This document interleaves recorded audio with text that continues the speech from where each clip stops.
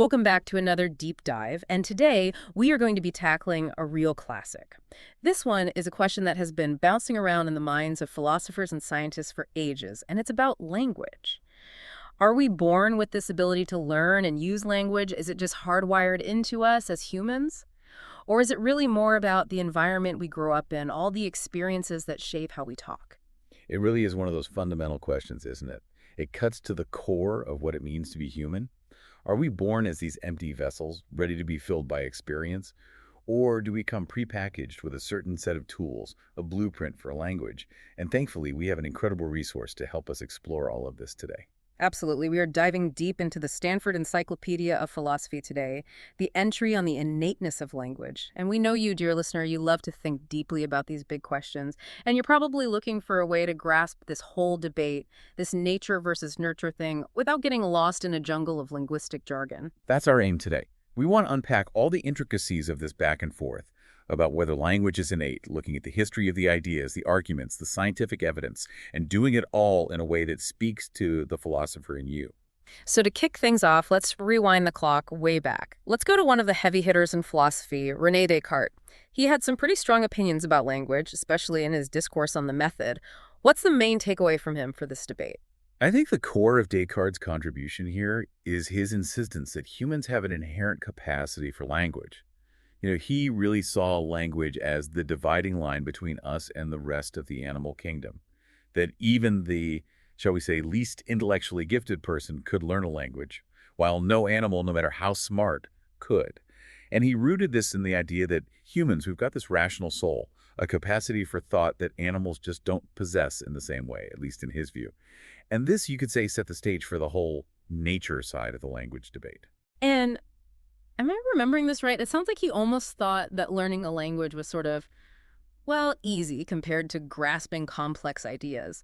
That's a little surprising to us now, right? It definitely seems that way now, especially given everything we've learned about language since then.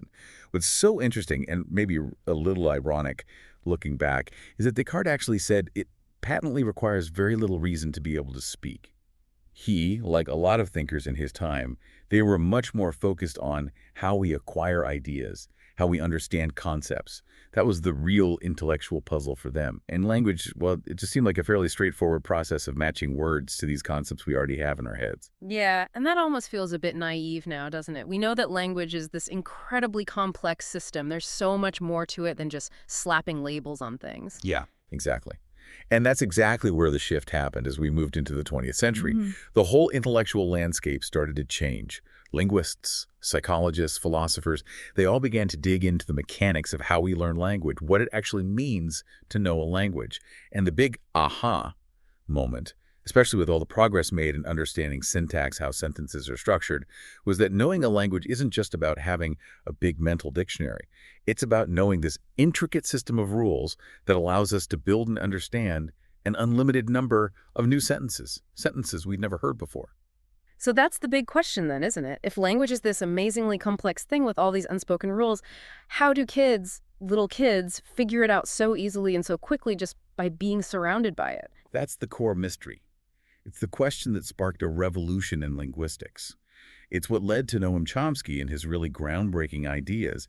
How do these intricate grammatical rules, the ones we're not even consciously aware of most of the time, become so deeply embedded in our minds with what seems like very little direct instruction? And it's this question that really sets the stage for Chomsky's whole nativist theory. And this is where that idea of a built-in language organ comes into play, right? Yeah. What can you tell our philosophy-minded listener about the core of Chomsky's view on this? Well, Chomsky's big idea was that we humans were born with a special part of our brain, sometimes called the language organ, or the language faculty, and it's specifically primed to learn language. His key point is that this part of our brains, it comes with some innate linguistic knowledge. It's like a pre-programmed understanding of the basic principles that govern all human languages. It's as if our brains come with a blueprint for language. So we're not starting with a completely blank slate when it comes to language, according to Chomsky. That really goes against a lot of traditional thinking, especially in empiricism. It absolutely does.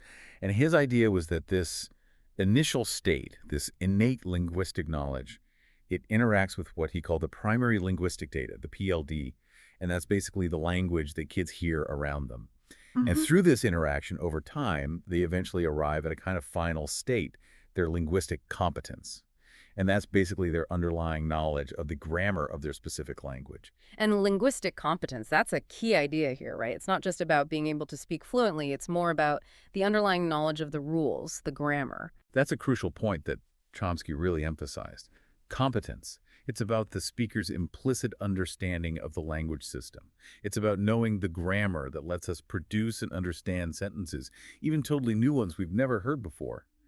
Performance, on the other hand, that's about how we actually use that knowledge when we speak or listen. And that can be influenced by all sorts of things like memory limitations, how much attention we're paying, even whether we're feeling nervous or not. But what we're really focusing on here is this underlying competence and the big question of how we acquire it. And as the Stanford Encyclopedia points out, a lot of the debate centers around arguments trying to support this nativist view. Things like the poverty of the stimulus, which we'll get to in a bit. And of course, there are all sorts of criticisms and alternative explanations as well. Before we jump into those arguments for the nativist side, let's talk a little bit about Chomsky's critique of B.F. Skinner and his behaviorist approach to language. This seems like a really key moment when the pendulum started to swing away from pure behaviorism. Yeah, it was a major turning point. See, Skinner, he was very much grounded in behaviorism, and he said that language, it's learned through conditioning from the environment, just like any other behavior. So kids produce verbal operants, words, sounds, and these get shaped by reinforcement, meaning they're more likely to repeat things that get rewarded, like getting what they ask for, and less likely to repeat things that don't get understood or maybe even lead to some negative consequence. So, in essence, language was seen as a bunch of learned habits formed through associations and reinforcement. But Chomsky came along and said, hold on a second, this just doesn't capture what's really going on with language, does it? What were his big philosophical objections to that view? His main philosophical objection was that Skinner's theory, it just couldn't account for the creative, the generative power of human language. We don't just respond to external cues like robots. We can say all sorts of different things in response to the same stimulus, depending on what we're thinking, what we believe, what we intend to communicate. That's so true. You could see a dog and say, oh, look, a dog. Or you could say, I'm scared of dogs, or what breed is that? Or even something completely unrelated like, it's a beautiful day. One stimulus, endless linguistic possibilities. Exactly. And Chomsky's point was that language is also historically unbound. What we say isn't completely determined by our past experiences of being rewarded or punished for certain utterances. We're always coming up with new sentences, understanding new sentences that we've never encountered before. And this creativity, this ability to produce and understand an endless number of new sentences, it's a defining feature of language that Skinner's stimulus response model just couldn't explain. And this is where we start to see the poverty of the stimulus idea popping up, right? Even in this critique of Skinner, this idea that the linguistic input that kids receive, it's just not rich enough to explain all the complexity they eventually master. It definitely emerges there. Chomsky said, even if we imagine the most ideal scenario for conditioning, it probably still couldn't generate the full richness of human language behavior. Take a simple word like cup. To truly understand and use that word correctly in all its grammatical forms as the subject of a sentence, the cup fell. As the object, I broke the cup, modified by adjectives, the big red cup. In all sorts of different sentence types, a child would need to be exposed to a massive, possibly infinite number of examples, including what Chomsky called minimally differing sentences, which are sentences that are almost identical except for some small grammatical tweak that highlights a particular rule. But the reality is, the primary linguistic data that kids actually hear, it's finite, it's messy, and it often doesn't systematically contain all those variations, especially not negative evidence. Like, kids aren't constantly being told, no, you can't say it like that, this is how you should say it. So Chomsky's conclusion was that our understanding of cup, and really our understanding of language in general, it has to go beyond these simple behavioral patterns of stimulus and response. It involves knowing the underlying grammatical properties of words and how those properties work within the larger system of grammar. Kids, he argued, they don't just passively soak up associations through reward and punishment. They actively construct grammatical rules based on the input they receive, and they're guided by these innate predispositions. These were some pretty radical ideas at the time, weren't they? This notion that speakers have this complex knowledge, even if they're not consciously aware of all the intricate grammatical rules, it really changed the game for linguistics. Oh, absolutely. It was a direct challenge to the behaviorist worldview, which basically said that mental states were these unobservable black boxes outside the realm of science. Chomsky's work brought the mind back into the study of language. It opened up a whole new set of fundamental questions for linguists and philosophers to grapple with. What exactly is this underlying linguistic knowledge? How is it represented in our minds? And how does it actually work when we speak and understand language? Let's move on now to the arguments that have been put forward in favor of this innateness view. Let's start with what kids actually learn when they're acquiring language. What's the key aspect of their learning that nativists point to here? This takes us back to how the field of linguistics itself was evolving. As behaviorism started to lose its grip, linguistic theory was also moving away from what was called American structuralism, which mainly focused on describing the surface structure of actual spoken sentences. And Chomsky argued that this approach was fundamentally limited because any collection of actual spoken sentences, what we call a corpus, is finite. He said that to truly understand language, we need theories that go beyond just describing what's been said. We need theories that can predict what could be said, that can account for the endless possibilities of grammatical sentences that have never been uttered before. So we need these abstract categories and rules, things like noun phrase and verb phrase, that aren't just defined by the specific words we hear, right? They represent these deeper structures and relationships that underlie all those surface-level utterances. Exactly. And Chomsky proposed that language is governed by what he called generative grammars. These are systems of underlying rules that can generate all the grammatically correct sentences of a language, and only those sentences. His early models included phrase structure rules, which describe the basic hierarchical organization of sentences, how words are grouped into phrases and phrases into larger phrases, and they also included transformation rules, which explain how these underlying structures can be modified to create different types of sentences, like questions or passive sentences. And these rules, they operate on these abstract syntactic categories, not just the concrete words we string together in speech. This seems like a crucial point for the whole argument about innateness. Absolutely, and this is where it becomes particularly relevant to our philosophical exploration here. Even though linguistic theory has advanced quite a bit since Chomsky's early work, the core idea remains that the rules governing sentence structure, they're stated in terms of these syntactic categories that are super abstract. They're not directly observable in the spoken language itself. The Stanford Encyclopedia gives the example of traces, and while that might sound a bit technical, the basic idea is that they're like invisible markers in our minds that help us understand how sentences are put together, even when words have moved around. Traces. That does sound pretty abstract. Can you give us a quick example of why they matter? Sure, imagine a sentence like, "Who did you see?" Now, the word who has moved from its original position. If we think about the basic meaning of the sentence, it's really, you saw who, right? So a trace is like a theoretical placeholder that marks that original spot where who was, even though we don't actually pronounce it when we say the sentence. And these traces, they're essential for understanding how a lot of grammatical rules work. Things like how verbs agree with their subjects, even when the subject has been moved around. You can't hear or see these traces in the actual sentence, but our understanding of the sentence depends on them. So if these fundamental parts of grammar are so abstract and hidden, if they're not directly present in the language that kids hear, how could they possibly learn the rules just through experience?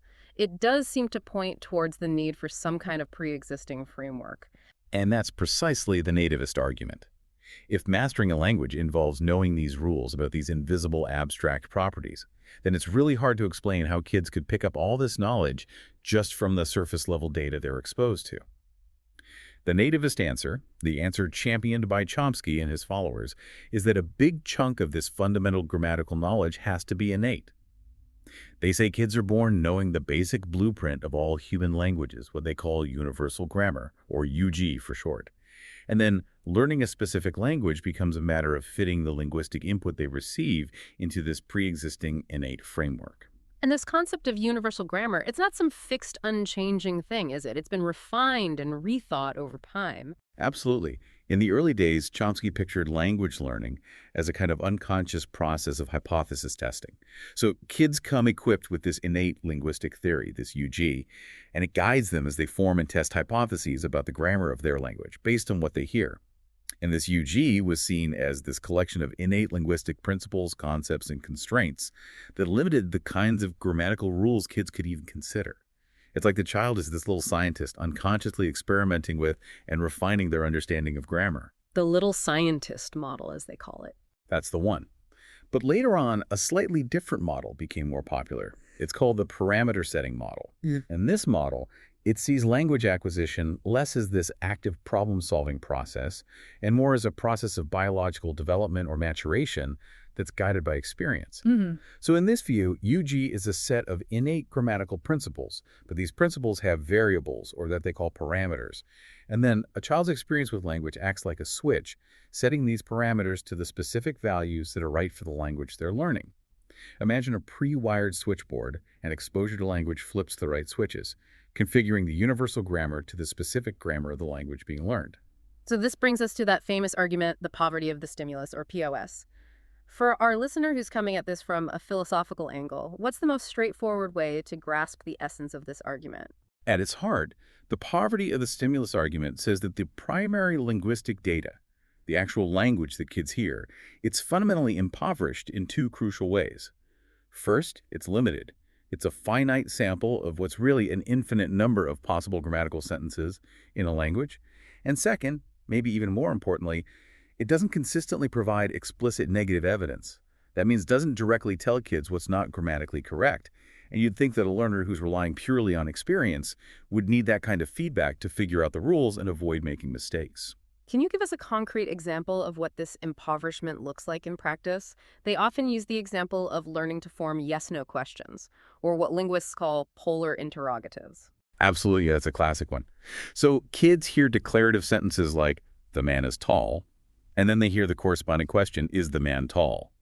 A simple rule that a child might come up with initially, we'll call it hypothesis one, is to make a question, just move the first auxiliary verb is will, can, etc., to the beginning of the sentence. And that works fine for these simple cases, but now let's imagine a more complex sentence like, the man who's tall is happy. If the child applies hypothesis one, they'd get, is the man who tall is happy? But the correct question is the man who is tall happy? Right, they have to learn a more sophisticated rule. They have to move the main auxiliary verb of the main clause, not just the first one they encounter. Exactly. And here's where the poverty of the stimulus argument kicks in. Nativists say that kids almost never hear explicit corrections for these kinds of overgeneralization errors. Nobody's going around saying, nope, wrong is, you got to move the other one. But despite this apparent lack of direct feedback, kids almost always figure out how to form these more complex questions correctly. And the nativist argument is that they couldn't do this without some kind of innate linguistic knowledge, the universal grammar we talked about. They say UG guides kids away from those incorrect generalizations, like hypothesis one, right from the start, even before they come across the specific complex examples that would reveal the mistake. And the Stanford Encyclopedia also mentions another point, Kimball's argument, which points out that these complex auxiliary verb structures, they're actually pretty rare in the language that kids typically hear. So to sum up the POS argument for our philosophical listener, it goes something like this.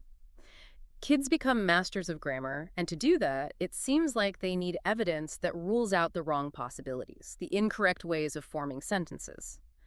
But the linguistic input they get, it doesn't seem to provide that evidence, especially not in the form of explicit corrections. So the conclusion is that these grammatical rules couldn't have been learned just from experience, and that points towards some kind of underlying grammatical knowledge, that UG being innate. That's a really clear and accurate summary of the logic behind the poverty of the stimulus argument. And those who support this view, they argue that this impoverishment of the input isn't limited to just this one example. It's a widespread phenomenon across many subtle aspects of grammar. But this argument has gotten its fair share of pushback, hasn't it?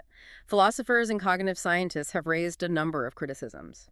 Let's start by looking at that first premise, the idea that mastering a language really boils down to knowing its grammar in the way that linguists describe it.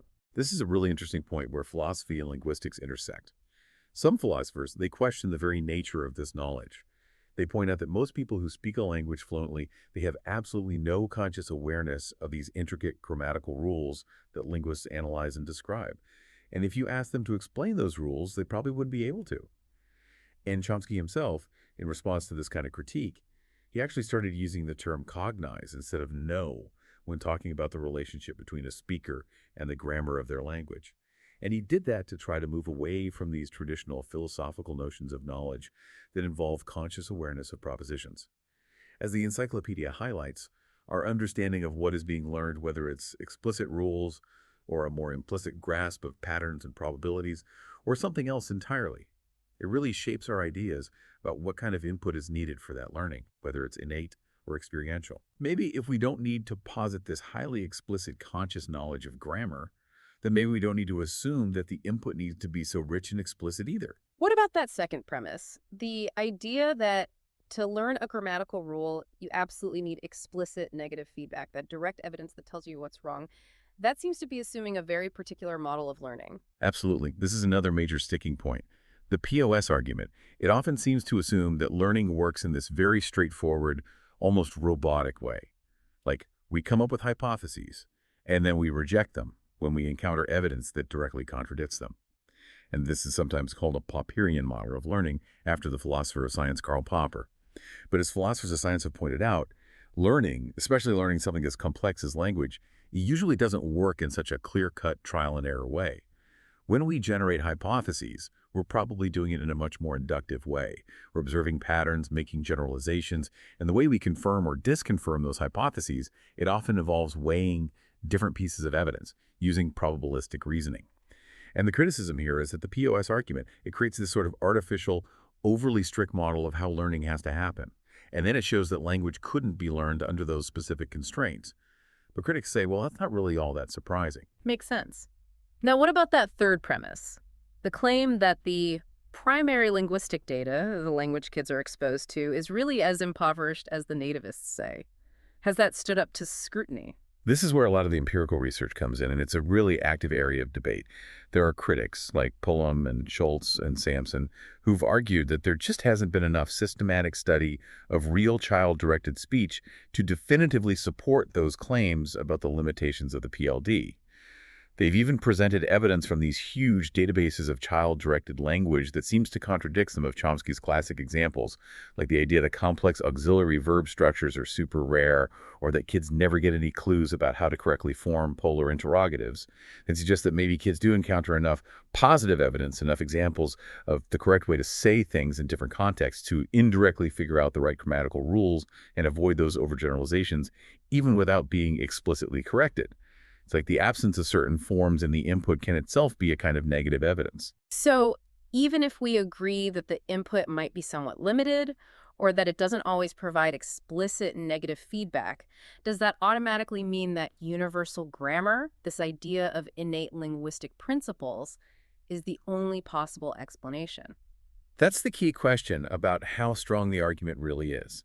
Even if we accept all the premises that kids end up with this sophisticated understanding of grammar, that learning a rule might ideally involve being able to rule out incorrect possibilities, and that the PLD has certain limitations it doesn't logically follow, that UG, as this specific set of innate linguistic principles, is the only possible explanation for language acquisition.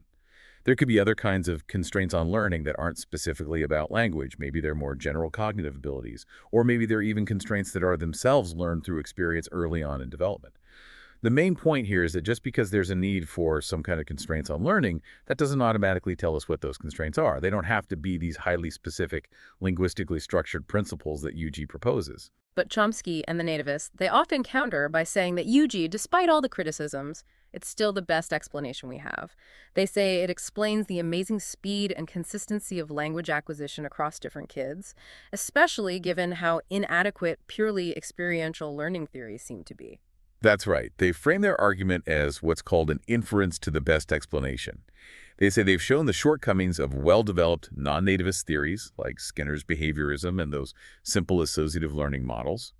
And they argue that UG, as this detailed framework for understanding the structure of all human languages, it provides a much more comprehensive and principled explanation of how kids acquire language. And they point to the fact that it's been a really productive framework for linguistic research. So they essentially say the ball is in the non-nativists' court. If they want to reject UG, they need to come up with equally powerful and testable alternative theories that can account for the full range of what we see in language acquisition. And the non-nativists have been working on those alternatives, haven't they? The encyclopedia mentions people like Tomasello and his usage-based approach. Yeah, Michael Tomasello is a great example. He argues that kids learn language mainly through these general-purpose cognitive mechanisms, things like inductive learning, figuring out analogies, detecting statistical patterns. And he says they do this by paying close attention to a much richer set of cues in the input, including the social and communicative intentions behind what people are saying. So for him, abstract grammatical generalizations, they don't come from some innate UG. They emerge gradually as kids analyze and generalize from a huge number of specific language constructions they encounter. His theory emphasizes the importance of these general cognitive abilities, like understanding other people's minds, recognizing patterns, and being able to share attention and attentions. And he sees all of these as crucial for language learning. And he's also pointed out some challenges for UG-based theories, like the linking problem, which is the problem of how those abstract categories and principles in UG actually connect to the specific words and structures of a particular language. And then there's the problem of explaining how kids' language changes and develops over time. Let's shift gears now and look at another classic argument for innateness, the unlearning problem. Can you break down what this puzzle is all about in the context of language acquisition? The unlearning problem, it stems from that observation we talked about earlier, that kids very rarely get explicit negative feedback when they say something ungrammatical. Nobody's always saying, nope, that's wrong, or giving them the correct form. So the question is, if kids' early grammars are bound to have these overgeneralizations, like saying goed instead of went, or applying a rule too broadly, how do they eventually get rid of those errors and arrive at the adult grammar, all without explicit correction? And as we've discussed, the nativist solution is that this innate UG, it's like a set of guardrails that actually prevents kids from making those kinds of big overgeneralization errors in the first place. They're guided towards the right grammatical paths by their innate knowledge. That's the nativist perspective. They say UG gives kids this implicit understanding of what's grammatically possible, and that helps them avoid going down those wrong paths. It reduces the need for constant feedback. But critics point out that there might be more subtle forms of negative evidence present in the linguistic input, right? That's right. They argue that even though those explicit, "no, that's wrong" corrections might be rare, there are all sorts of implicit, indirect cues that kids could be picking up on, like how often they hear certain correct constructions, or how caregivers might naturally rephrase or repeat a child's incorrect utterance using the correct form, even without explicitly pointing out the error. And there's also the fact that kids are incredibly sensitive to statistical patterns and regularities in the language they hear. The encyclopedia mentions a bunch of studies showing that even babies can track these statistical regularities in speech sounds, and they use this information to figure out word boundaries and learn basic patterns. So the idea is that kids might be unconsciously noticing that they always hear adults say went and never goed, or that adults often rephrase their slightly off sentences, and they're using that as a kind of corrective feedback, even if it's not direct and in your face. Exactly. And another point the critics raise is that this unlearning problem, it's not unique to language. We learn tons of complex stuff without explicit negative feedback.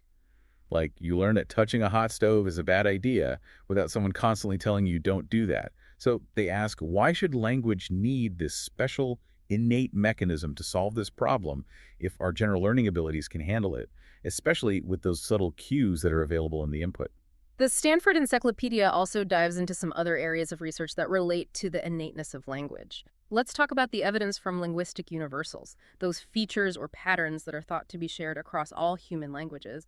How do those fit into the nativist argument? Well, nativists, people like Chomsky and Pinker, they've argued that these linguistic universals, these abstract principles or properties that seem to show up in all languages, even though they might look different on the surface, there's strong evidence for this idea of an innate universal grammar. The thinking is, if these underlying structures are in every language, then it's more likely that they reflect something innate about the human mind, rather than just being coincidental historical developments or the result of purely experiential learning. Some examples that have been proposed as universals are things like constraints on how grammatical elements can be moved around in a sentence, or even these really fundamental distinctions like the one between nouns and verbs. But the existence of these universals, and maybe even more so how we interpret them, that's still a matter of debate among linguists, right? Oh, absolutely. Critics point out that it's really hard to say for sure if there truly are features that apply to every single one of the thousands of languages spoken around the world. Yeah. Research on different languages keeps uncovering new and unexpected variations. And even if we do find some commonalities, there could be other reasons for them, besides innate UG. Maybe they come from general cognitive constraints that shape how all humans think. Or maybe they're there because of the universal demands of communication. To throw out a more speculative possibility, maybe they're even leftovers from a really ancient proto-language that all modern languages evolved from. What about the evidence from where language is located in the brain? The fact that certain areas like Broca's area and Wernicke's area, they're heavily involved in language processing. Does that suggest some kind of innate specialization for language? So back in the 19th century, researchers discovered that if specific parts of the left hemisphere of the brain get damaged, specifically areas that we now call Broca's area and Wernicke's area, it can lead to particular language impairments, or what we call aphasias. And this led to the idea that different language functions are localized in specific spots in the brain. And some people have taken this localization as evidence that there's an innate biological basis for language. Maybe certain grammatical knowledge is specifically handled by Broca's area, for example. But the connection between brain localization and innateness, it's probably more complicated than that, isn't it? It's not as if just because something is localized, it means it's completely pre-programmed from birth. You're exactly right. The encyclopedia makes it clear that localization of function in the brain can happen through all sorts of developmental processes. That includes learning and experience. It doesn't automatically mean that it's innate. And on top of that, language processing is a really complex cognitive task. It involves lots of different parts of the brain working together. And those parts of the brain, they often do other things besides language. Plus, the brain is incredibly plastic. It can reorganize itself, adapt its functions, especially after an injury or when we learn something new. And this plasticity suggests that language abilities can develop and be supported by brain areas that might not be specifically wired for language from the get-go.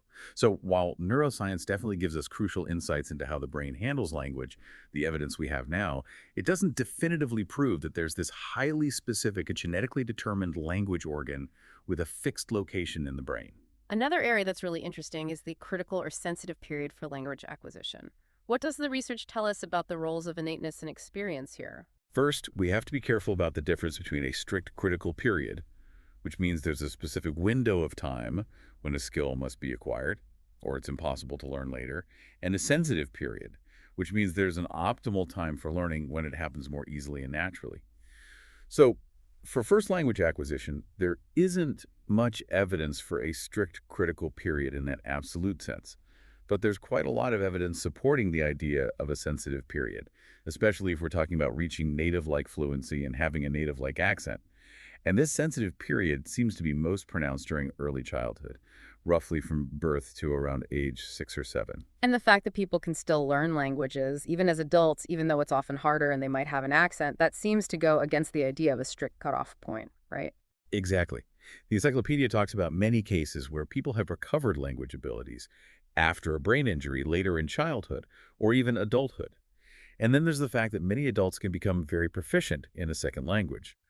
But we do see that earlier exposure to a language generally leads to higher levels of fluency, especially in things like phonology, which is pronunciation. And that strongly suggests that there's a sensitive period when the brain is especially primed for language learning. Phonological learning is a good example. There might be some innate predisposition to categorize speech sounds in certain ways, but the specific sound categories of a particular language, those are clearly shaped by experience, by the language that kids hear from their caregivers during this sensitive period. Some researchers even suggest that languages might have evolved to take advantage of these pre-existing perceptual biases in the way humans process sound. Let's look at this from an evolutionary perspective. How do the nativists explain how this complex, innate language faculty might have evolved in our species? This has been a tough one for those who hold a strong nativist view. Chomsky himself, he's often been reluctant to speculate too much about the specific evolutionary origins of UG. Others have suggested various advantages that language might have provided, things like better communication and social cohesion, or its role in enabling more complex thought. One possibility is that natural selection gradually built this specialized language faculty with its inherent universal grammar over a long period of evolutionary time. But we're still not sure about the exact path that evolution took, or what the specific pressures were that might have driven the development of such a complex and abstract system. Some people have suggested that it might have.